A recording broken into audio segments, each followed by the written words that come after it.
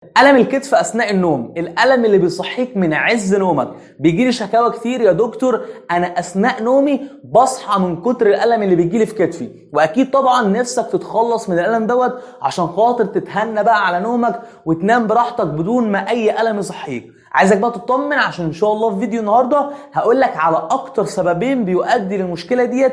مشكله هو انك بتصحى من النوم من كتر الم كتفك.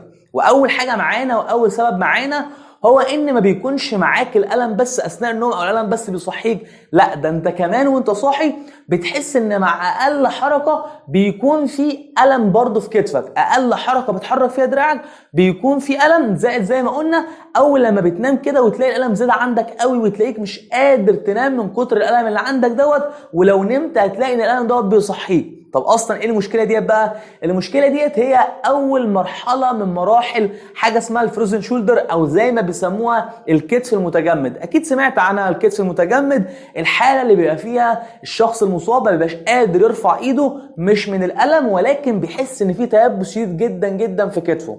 المرحله ديت او المشكله ديت بيسبقها بقى ان انت يوصل للتيبس دوت، بيسبقها مرحله ان بيكون عندك الالم دوت، الم من اقل حركه زائد الم شديد جدا وانت نايم بيجي لك صحيك من النوم. طيب يا دكتور هو ايه الحل في الحكايه ديت؟ مفيش اي حل. الحل هو اننا نقلل من الالم، لان مشكله الفروزن شولدر ديت او الكتف المتجمد ديت مرحله لازم هتمشي بيها، ولكن اللي بنعمله في الحاله ديت هو اننا نقلل من الالم ونعمل تمارين تمنعنا او تقلل من التيبس اللي ممكن يحصل. فدوت كده باختصار جدا المشكله. طب ازاي اتاكد او اشك ان انا فعلا عندي المشكله ديت؟ بخلاف طبعا ان انت هتروح لدكتور يكشف عليك دكتور عظام، ولكن في شويه عوامل.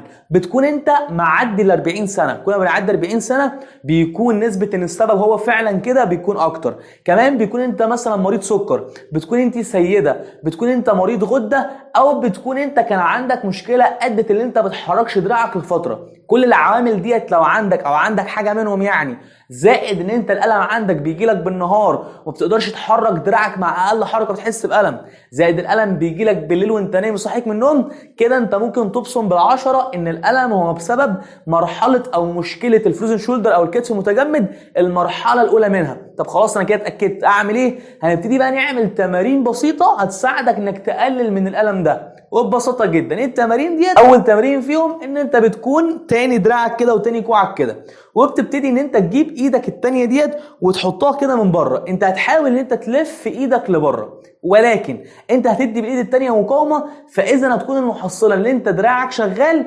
ولكن ما بيتحركش. خد بالك ان التمرين دوت مش هدفه خالص ان احنا نقوي عضلات ولا نعمل اي حاجه. التمرين دوت الهدف ليه هو تقليل الالم، لان هم لقوا لما بتشغل العضلات بالطريقه اللي هنعملها ديت دوت بيقلل الالم. فمعنى كلامي ان انا مش عايزك بقى تفضل تزق وتدي مقاومه كبيره وتعمل الكلام دوت، لا خالص. انت وانت تاني دراعك بتحاول تزق لبره وتلف دراعك لبره بمقدار بسيط خالص خالص، بنفس المقدار دوت بتدي مقاومه بايدك ديت، بتكون المحصله ان انت بتزق ولكن دراعك ما بيتحركش، وتعد في الوضع دوت 6 عدات، 1 2 3 4 5 6، وبعد كده تريح 4 عدات، وبعد كده تيجي تاني وتزق 1 2 3 4 5 6، وبعد كده تريح 4 عدات، وهكذا، وتعمل الحكايه ديت لمده 20 مره. خلاص التمرين دوت نيجي على التمرين اللي بعده، وببساطه جدا انت برضه بتكون تاني ايدك كده وتاني كوعك، ولكن بدل ما بتلف لبره بتلف لجوه، وايدك ديت بتدي مقاومه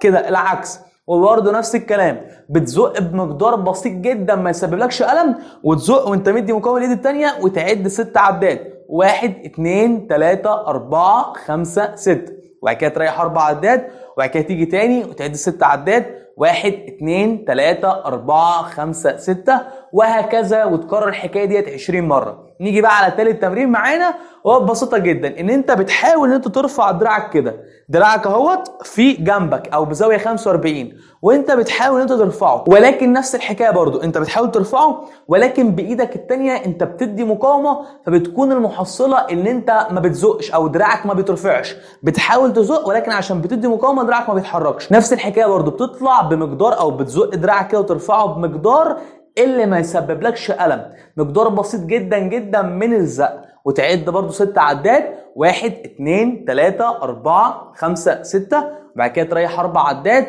بعد كده ترجع تاني وتزق وتعد 6 عدات، 1 2 3 4 5 6 وهكذا، وتعمل الحكايه ديت لمده 20 مره. خلصت التمارين ديت، نيجي بقى لحاجه مهمه جدا وهي كمادات التلج. هتجيب تلج وتلف في فوطه او في قماشه او في اي حاجه، ما تحطوش مباشره على الجلد بتاعك عشان ممكن يسبب لك مشكله، وتقوم بقى لما تلف في فوطه تحطه على كتفك كله لمده 15 دقيقه.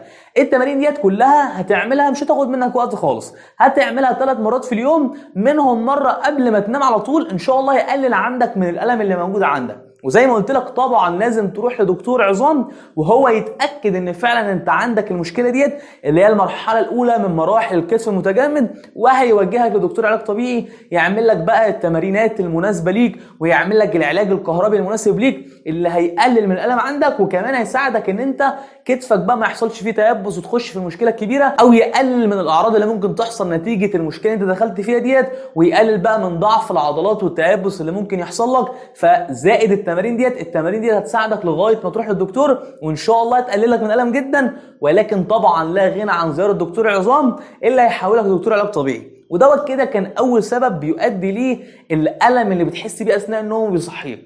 تاني حاجه بقى معانا هو مشكله في وضع النوم نفسه.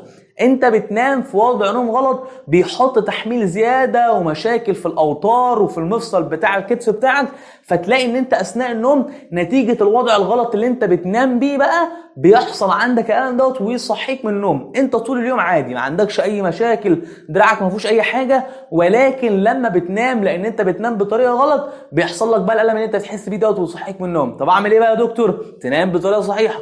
طب ايه الطريقه الصحيحه؟ كنا عملنا فيديو الحمد لله ناس كتيره جدا جدا استفادت بيه وساعدها ان هم يناموا من دون الم بقى في كتفهم. هسيب لك لينك الفيديو فوق عشان خاطر ما نكررش الفيديو تاني ونقعد نعمله ونطول الفيديو دوت. فانت هتخلص الفيديو دوت وتشوف الفيديو التاني، لما بقى تعمل الحاجات دي اللي فيه وتنام بالطريقه الصح اللي فيه، ان شاء الله مش هيكون عندك اي مشاكل ولا بقى تصحى من النوم ولا يكون عندك اي حاجه ان شاء الله. دول كده السببين الاساسيين اللي بيؤدوا ليه الم اللي بيجي لك اثناء النوم. خلي بالك بقى ان في سبب ثالث ولكن دوت نادر، عشان كده ما حسبتوش ولكن هقول لك عليه. لو انت الالم عندك موجود 24 ساعه والالم بيزيد مع الوقت وبيزيد باستمرار ما بيقلش خالص مع اي وضع مع اي حاجه، عملت التمارين اللي قلنا عليها دي برضه ما قلش، حطيت كمادات تلج ما قلش، مفيش اي حاجه خالص بتقلله، لازم حالا تجري على دكتور، لان لا قدر الله ممكن يكون المشكله في ورم في كتفك او مشكله كبيره في كتفك هي اللي عامله لك المشكله ديت. ولكن ان شاء الله هي مش موجوده عند ناس كتيره، مش موجوده اصلا غير عند عدد قليل جدا من الناس، ولكن برضو كان واجب التنويه لو لا قدر الله انت عندك المشكله ديت. وبس كده، وده كده كان فيديو النهارده باختصار جدا اللي ان شاء الله اتمنى ان هو يكون كان مفيد بالنسبه لك. طبعا لو الفيديو عجبك واستفدت بحاجه ما تنساش ان انت تعمل لايك، لان دوت بيساعد على نشر الفيديو ان هو يوصل لاكبر قدر من الناس هم كمان يستفادوا بيه، فتبقى شاركت في نشر معلومه. وهسيب لك لينك اكونت انستجرام بتاعنا في صندوق وصف الفيديو، تقدر تعمل فولو عليه، ولو عندك سؤال تقدر تبعته لي، برد على كتير جدا من اسئلتك كل فتره. وبس كده، بتمنى لك صحه كويسه، اشوفك المره الجايه ان شاء الله. مع السلامه.